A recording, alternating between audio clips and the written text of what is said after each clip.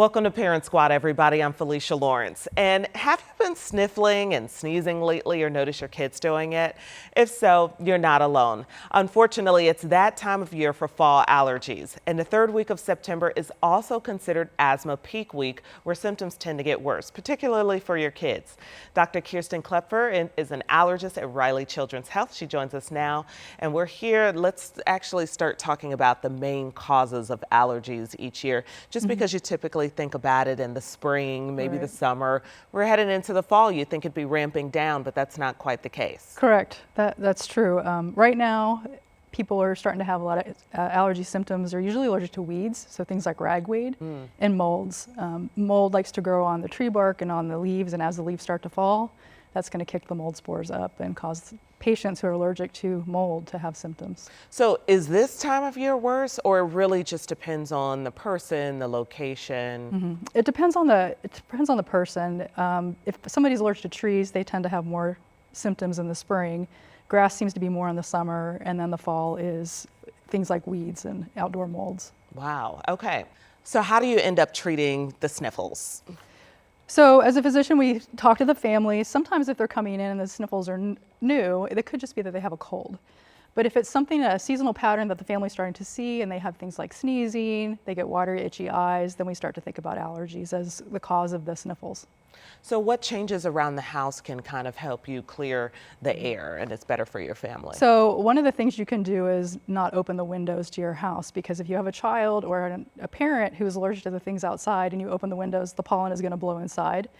So this time of year, a lot of people are opening their windows. They do the same thing in the spring. And then if people have allergies to things like trees in the spring or weeds in the fall, then those pollens are going to blow in and cause the person inside to have more symptoms. Because you're kind of giving your air conditioning a break. You know, the coolers are a lot more comfortable, so I can certainly see that.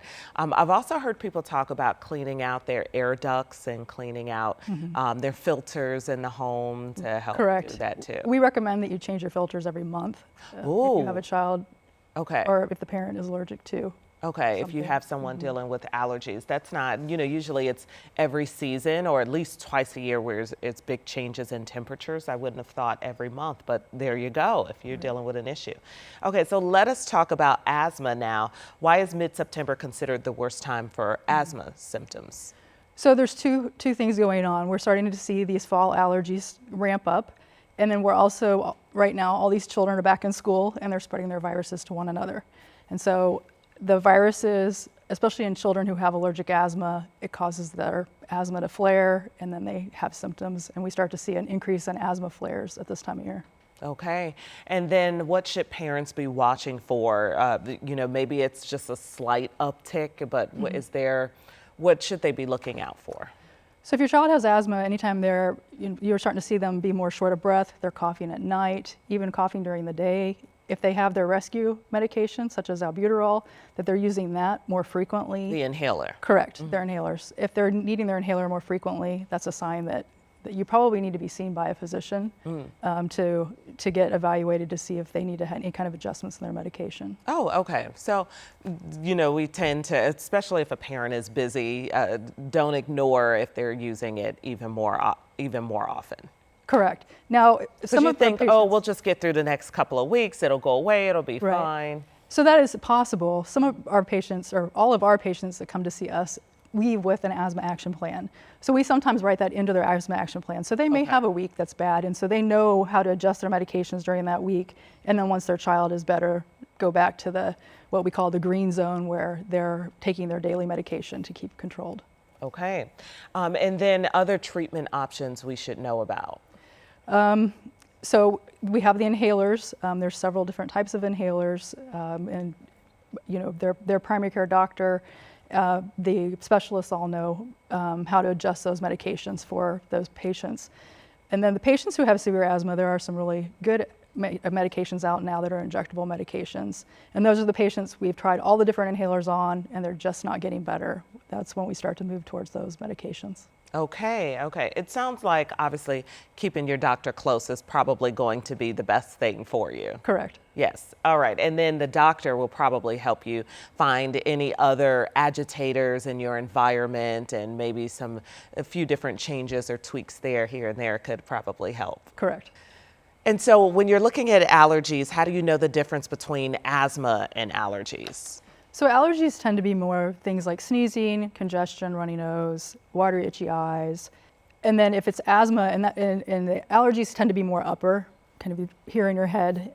Asthma is more of a breathing issue, so it's your lungs. So it's patients that have a cough, especially a dry cough, coughing at night while they're sleeping, coughing gets worse with exercise.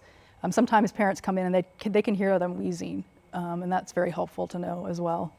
Okay. Okay. And then when you're talking about allergies, what about the treatment options for allergies? Mm-hmm. So for allergies, the best treatment option is a nasal spray. Things like Flonase or the other over-the-counter medications are all good options. Saline nasal spray is always a good option, and I have patients use that because they can put a squirt in each nostril and then blow their nose just to help get any allergens out of their nose. And then things that are over-the-counter, like the antihistamines, especially things like Zyrtec, Claritin, Allegra, those also can help. But the nasal spray is the most effective treatment for the allergies. As far as age ranges, are there some things that are better than others? Because I'm just imagining squirting my 18-month-old nose and how that would go. Does it kind of depend on the age range? Yes, so we don't start the nasal sprays at 18 months. We would do the saline nasal sprays. Okay. And a lot of times the parents still have the suction from the Yes. hospital, and so we have them suction their nose out, and sometimes that helps. And then we will also start sometimes the antihistamines on them, things like Zyrtec at 18 months to see if that helps with their symptoms. Okay. And then, so as we ease from fall into winter eventually, do you kind of wean off of the Zyrtec or the nasal? Is it kind of as an as needed thing? We have parents try to wean them off, and then if they can't, then that sometimes is a sign that they're now allergic to something inside the house. Oh. And so things like dogs, cats, roaches, mice, dust mites, those are all triggers in the winter that will make those symptoms persist throughout the winter. Okay. So sometimes it can be a trial and error kind of thing. Yes, yes. Okay. You just need to pay attention Right. and work with your provider. Right. Oh, and when in doubt, you can always see an allergist because we can test for those allergies. And then you mentioned that there can be further testing if you just can't figure out what this is after making some environmental changes. How do you treat that? So for testing, there's two things we can do. We can do skin testing, where we place the allergen on their back and it sits there for 15 minutes, and we can tell if they get something that looks like a mosquito bite, that they're allergic to that thing. Or we can have them go to the lab and get blood drawn, and we can send it to be tested for different allergies. Yeah, okay, keep your doctor close. So thank you so much for being here. We appreciate it. You can actually find more on Riley Children's Health at WTHR.com/Parent Squad.